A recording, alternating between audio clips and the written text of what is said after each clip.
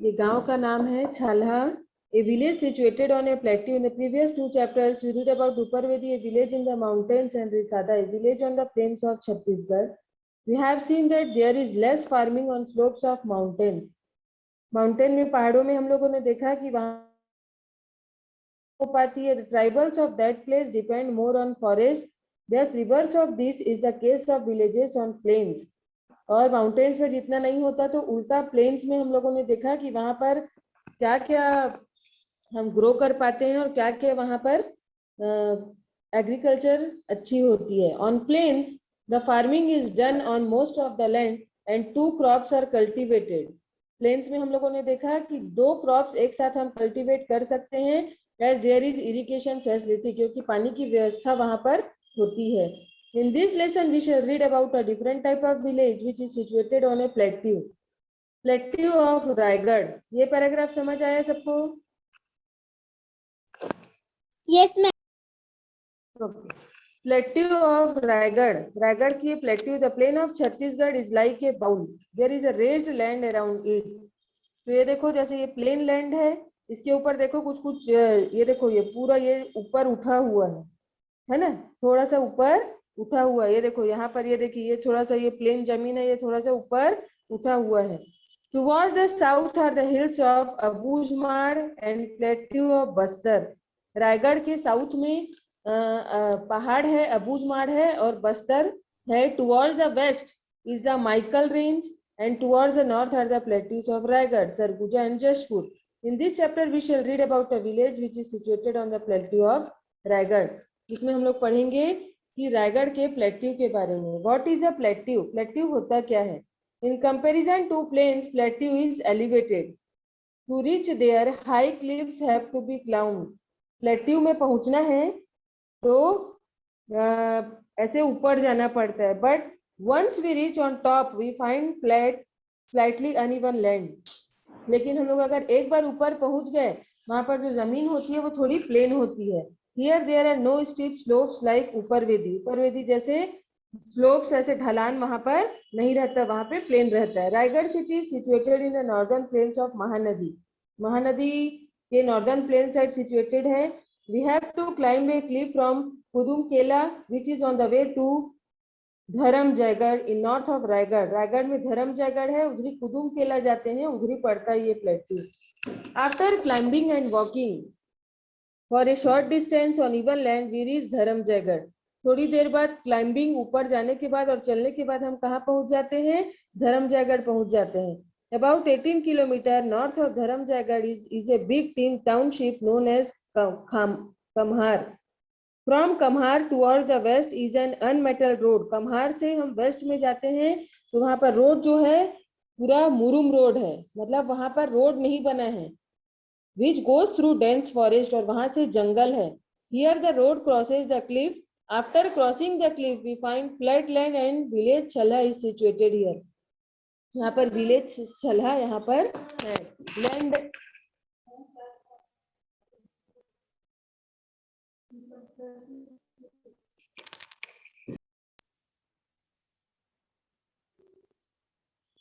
बेटा यहाँ तक समझ आया आप लोग को? Yes, ma'am. थोड़ा सा वेट करिए, ठीक है? Yes, ma'am.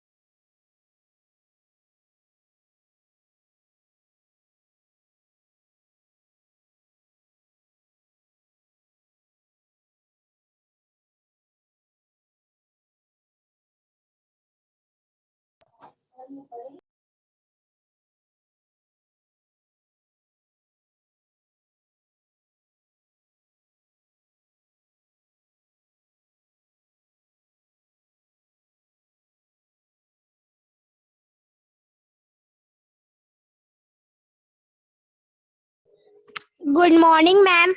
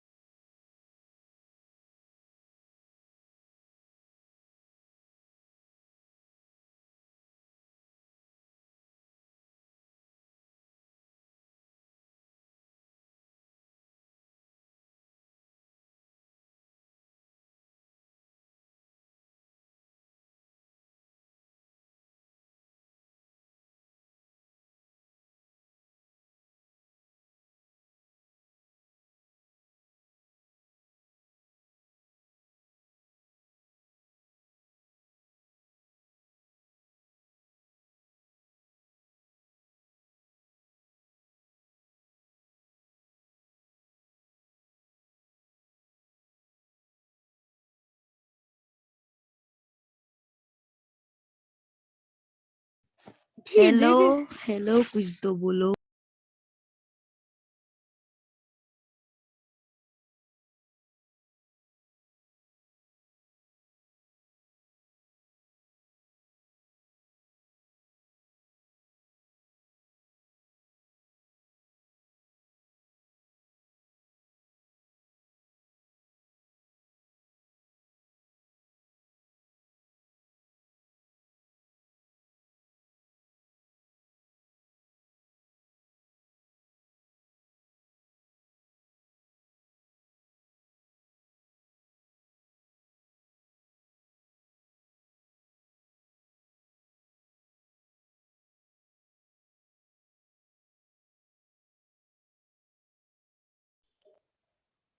आवाज आ रही है सबको?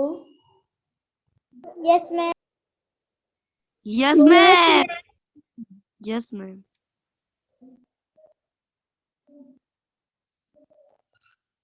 वीडियो बंद करिए बेटा, कैमरा ऑफ करो।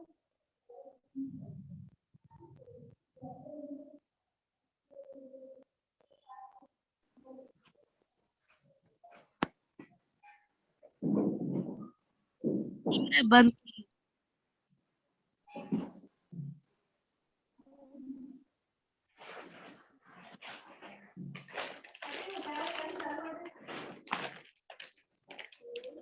कहाँ गया?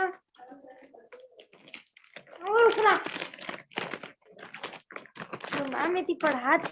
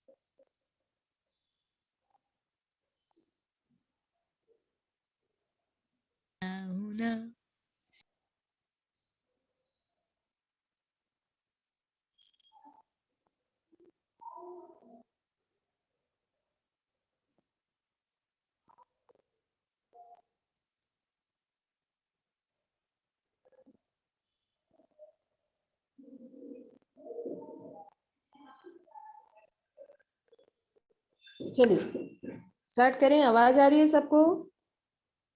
Yes, ma'am. Yes, ma'am. Land and Yes. Shall Yes, ma'am. we have read that Shalha village is on even land. ये जो गांव है वो जमीन पर है। A stream flows from the middle of the village. एक यहाँ पर से एक स्ट्रीम, एक स्ट्रीम नदी बहती है। There is slight slope on all the sides of the stream. यहाँ पर एक स्लोप हर स्ट्रीम में, जहां जहां पे नदी नहर ऐसे छोटे छोटे बने हुए हैं ना, नहर नहर बोलते हैं उसको, नदी नहर टाइप का रहता है। There is slight slope on all the sides of the stream. At the end of the village the land is steeper and there are high cliffs.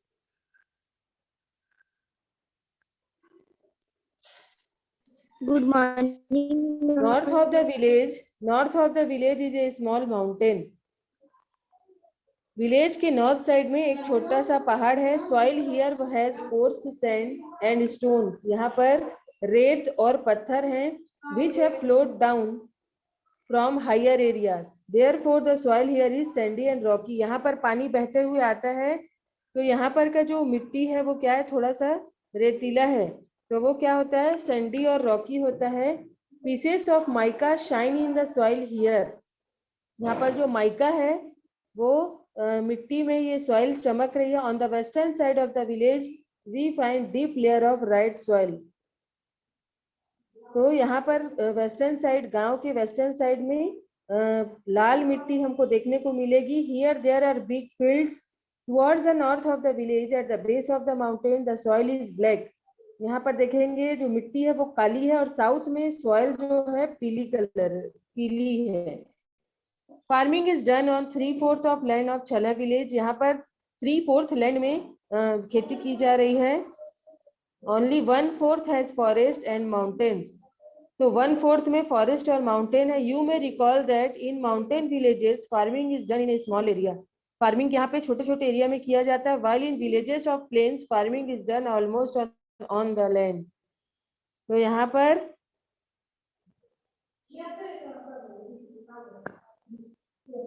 क्या होता है, माउंटेन विलेजेस में फार्मिंग डन छोटे छोटे area में किया जाता था। तो विलेजेस ऑफ प्लेन्स में फार्मिंग ऑफ डन, प्लेन्स में क्या बताई थी ना कि पूरे जमीन पे हम फार्मिंग कर सकते हैं। There is a variety of soil.